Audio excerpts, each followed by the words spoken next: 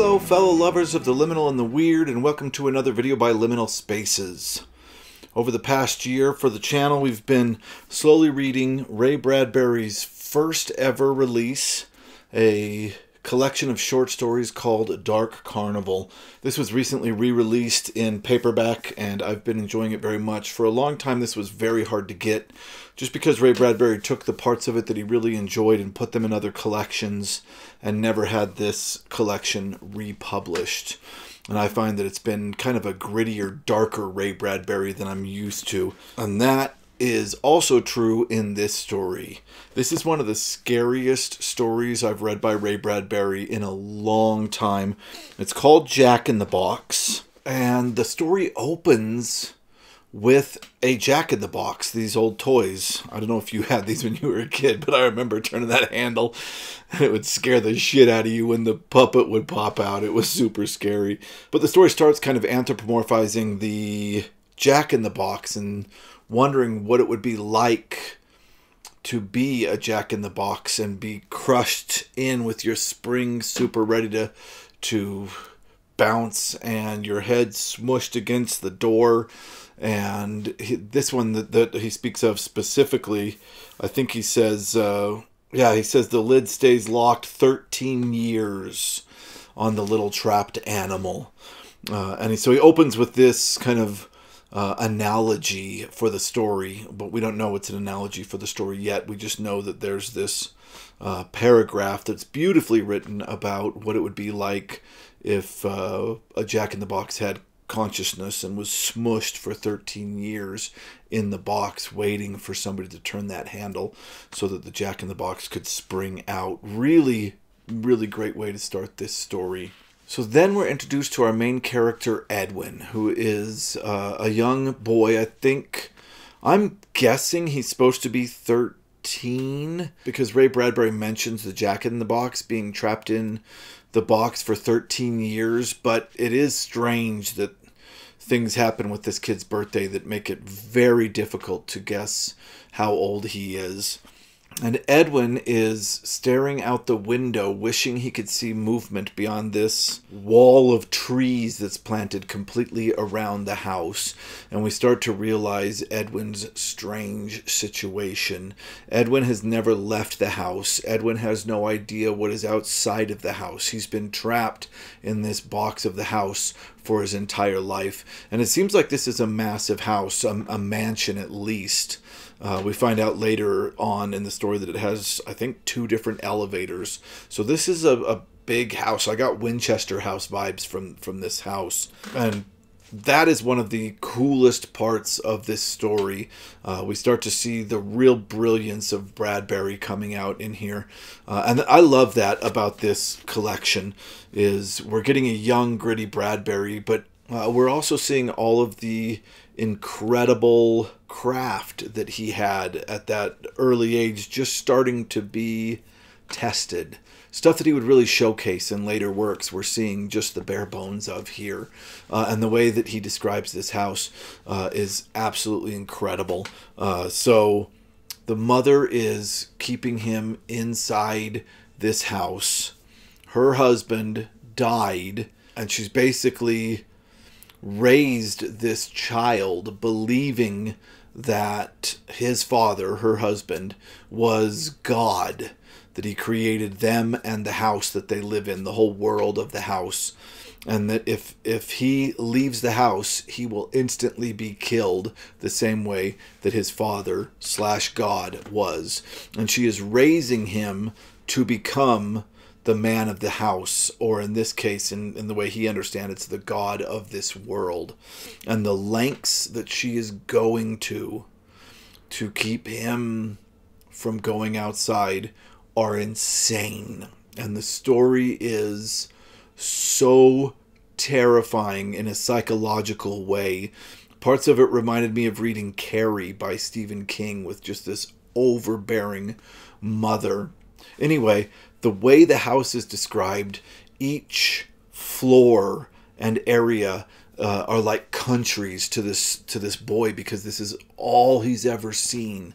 So he describes the house so weirdly and wonderfully, and the constant hallways. This seemed like, parts of it seemed like early House of Leaves type stuff, where this house was almost an ever-growing organism. Really, really well done. He also has school, and there he has a teacher, and of course only he and the mom live in this house, and the teacher is, he thinks, a separate entity, because the mom's been dressing up as his teacher since he started going to school. And she's got this whole library where some of the books are glued shut so that he can't read about the outside world. Others are all censored. She's taken it even a step further, where there's a ton of the house that is closed off to this boy, to Edwin, locked doors that he can't go in. But every year on his birthday, she opens and introduces another room to him. And this is probably the most brilliant part of this kind of effed up psychological thing that she's doing to this child. Is that it allows the house, his world, to continue expanding as he gets older, and keep him interested when not wanting to go outside, because there's still more to discover in his own little world. But yeah, he gets a new room every year until he's 21, at which point he will replace his father / God as the head of the world, or the man of the house. Wow. This is really some next level stuff from Ray Bradbury. I absolutely loved it. There is biblical implication going on here.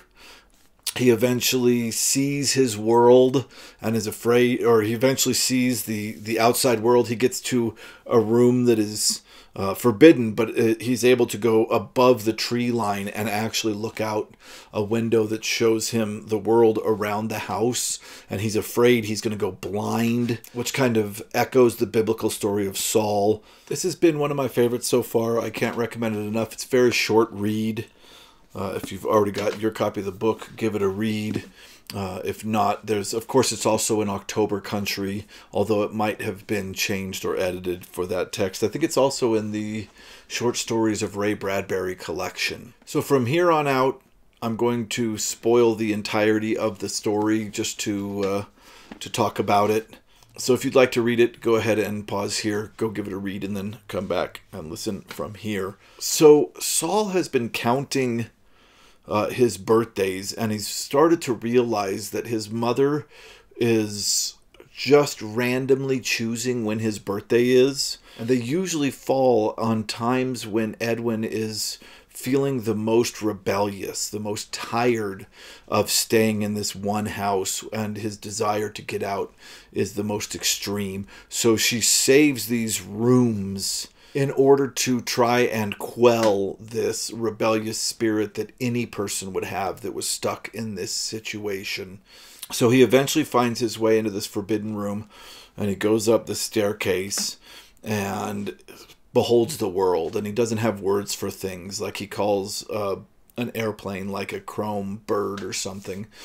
He calls the highways he can see ribbons, and the cars bugs. In fact, the cars that drive past that he hears at night, his mom calls those beasts and says those are the beasts that took his father. And that's how we learn that his father was killed by being in a car accident, being hit by a car.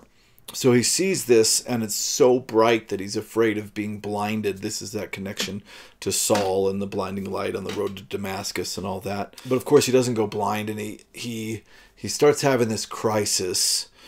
And he's talking to his teacher, who is his only friend. He doesn't realize at this point that it's just his mother dressed up, and admits that he has problems with the overbearing quality of his mother. And his teacher says, okay, I'm going to write you a note that tells your mother to give you this much alone time. I can't explain how, like, psychologically messed up this book is. That's where the horror really comes in, is the extents that his mother goes through to keep him and to kind of force him to take on this role. And although this is never said directly, the idea of him becoming the man of the house, I don't know what that makes her. Yeah, the entire thing is just a mess, and it's about grieving and loss and attachment syndrome and all these kind of different ways. It's about parenting.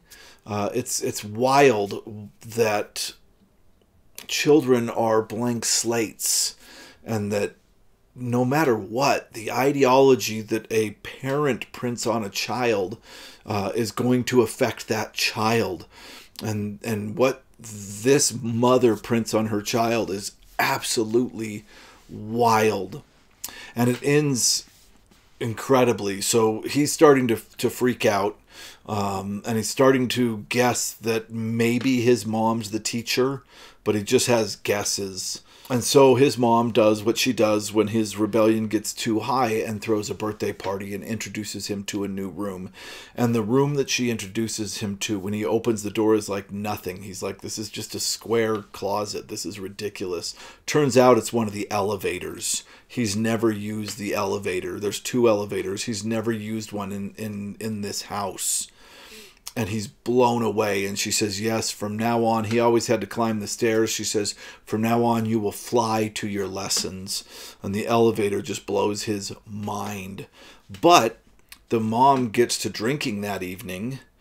And there's 2 ways you can read this. I honestly just read it that she drinks herself into a stupor and passes out and can't wake up. Other people, once I started reading reviews of the story after I was done reading it, thought that maybe she was dead. I can see both readings working. So she's either really passed out or really dead. And it's the first time this has ever happened to him. He expects food to magically appear on the table because he's used to that happening. Of course, that was all the work of the mom. Food does not magically appear on the table, no matter how much he screams for it to do so. He goes up to the school, and his teacher's not there, and she's always there, and the lights aren't on, and the fire's not going, and the teacher's clothes are folded up and put on the desk, and one of the gloves is missing.